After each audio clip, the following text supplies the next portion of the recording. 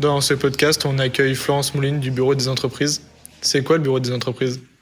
Alors, le Bureau des entreprises, c'est un nouveau dispositif qui a été mis en place dans tous les lycées professionnels à la rentrée 2023, donc il y a un an maintenant, et qui a pour mission en fait trois volets bien définis. Le premier étant de développer des partenariats avec les acteurs économiques du territoire.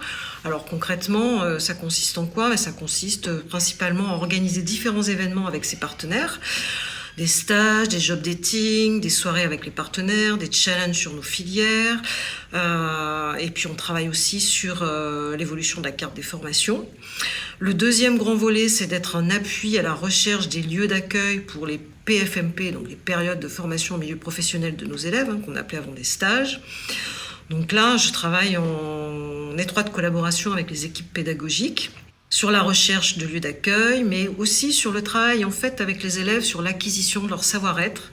Parce qu'aujourd'hui, clairement, en entreprise, c'est souvent les retours qu'on a des responsables d'entreprise qui nous disent nous, on sait qu'on va accueillir des jeunes qui sont en devenir, qui n'ont pas encore la dimension professionnelle, mais ce qu'on attend d'eux, c'est qu'ils aient des savoir-être, qu'ils sachent intégrer les codes qui sont nécessaires dans une entreprise, la ponctualité, la communication, etc.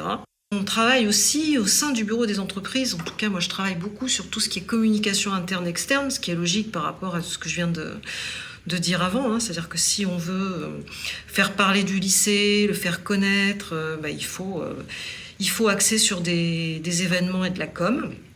Le nerf de la guerre, c'est aussi l'argent. Donc, le rôle du responsable du bureau des entreprises, c'est aussi de travailler en lien avec les autres membres du bureau sur la collecte de la taxe d'apprentissage qui permet de collecter chaque année de l'argent qui va ensuite pouvoir servir à investir dans du matériel et des travaux pédagogiques. Et puis, je dirais qu'après, le bureau des entreprises, il est un peu aussi fonction du lycée dans lequel il s'insère. C'est-à-dire que au lycée Maryse-Bastier, on a un proviseur qui est ouvert au développement de différents projets, et ça, c'est extrêmement appréciable. Et sur ces différents projets, j'ai été dès le départ associée.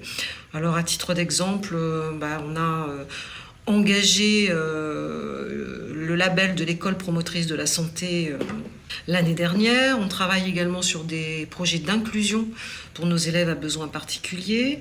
Moi, je suis également référente de l'égalité filles-garçons, donc ce qui conduit aussi à mettre en place un certain nombre d'actions, toujours en lien, bien sûr, avec les équipes pédagogiques et les enseignants du lycée.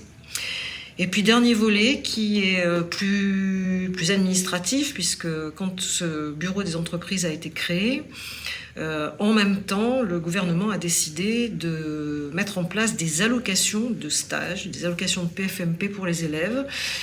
Donc là, la mission du BDE, c'est de gérer la saisie, le côté administratif de ces allocations de PFMP. Voilà globalement quel est l'univers du bureau des entreprises et les différentes missions qui sont confiées aux responsables, animateurs du bureau des entreprises.